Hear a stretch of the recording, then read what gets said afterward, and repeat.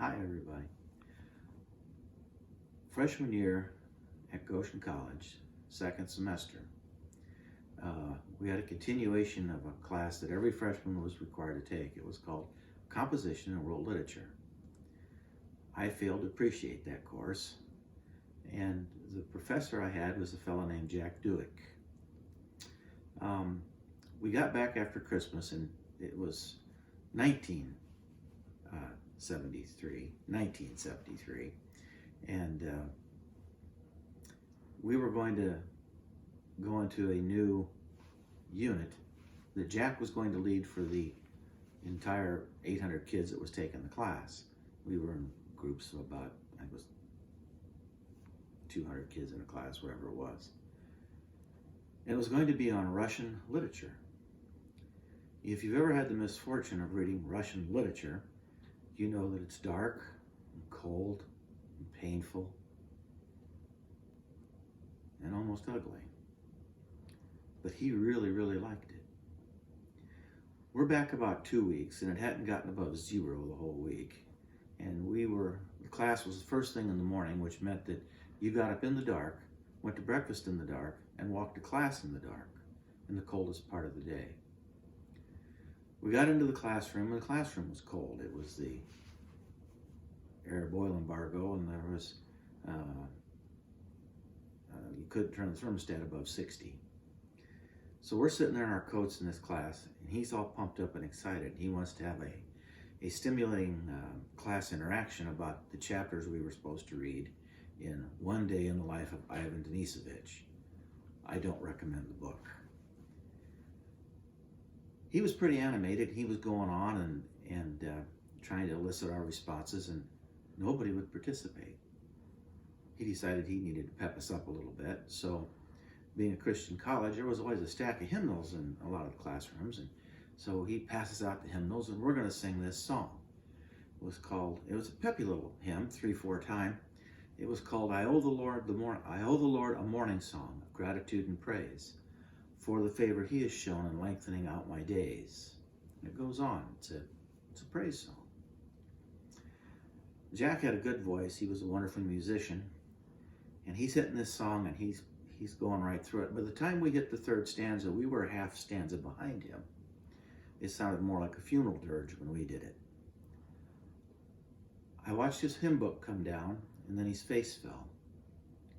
And he looked at us. He stopped singing. He says, "Close your books." I'm going to tell you a story. My family came from Russia. You may not know it, but there were lots and lots of Germans who lived in the Ukraine, Hungary, Belarus. They were invited there by Catherine the Great. Yes, she was a Russian Tsarina, but she was a German princess, a Prussian princess, and she wanted the German people to settle that land. In 1918, there was the Russian Revolution, and there were hard times after that, particularly for the German people that lived in the lower Volga, the Dnieper River, into the Crimea in the Ukraine. And the story of how his family got out is what came next. The German people that had lived in that area had become the first people in the world to export grain, food.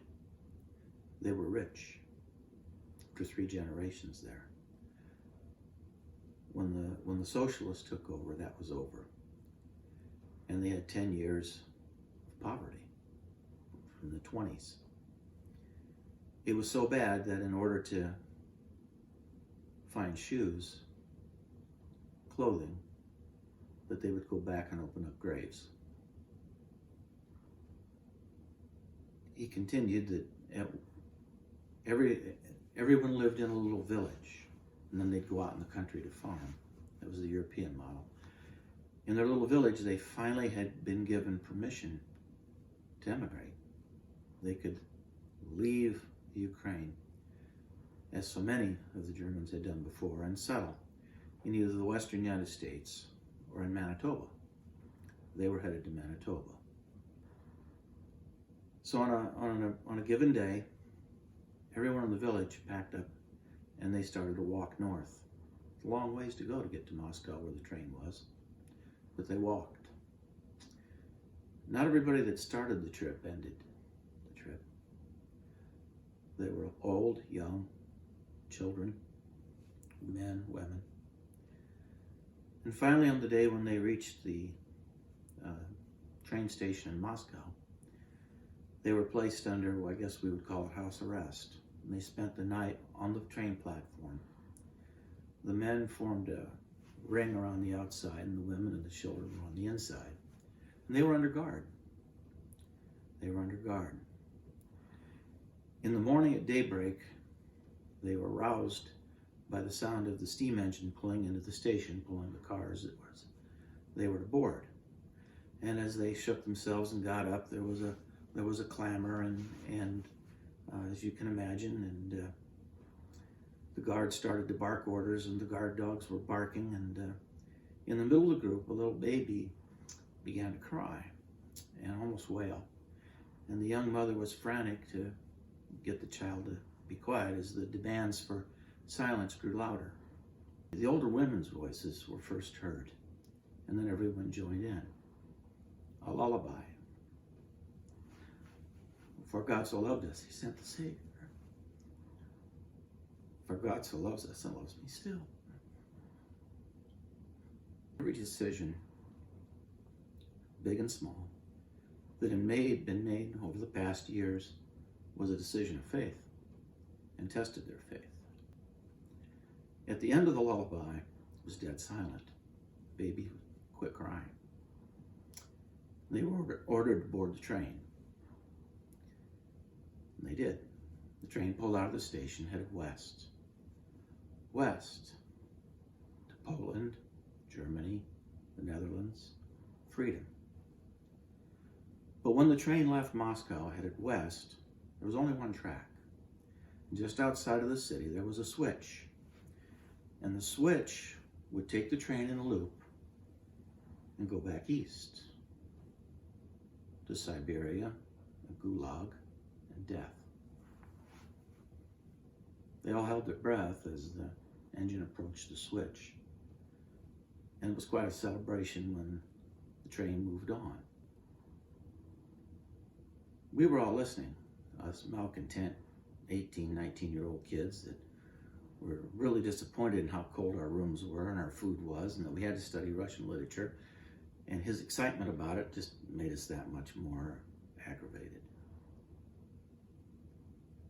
That little baby that cried was his oldest brother. And his siblings were hanging on his mother's skirt.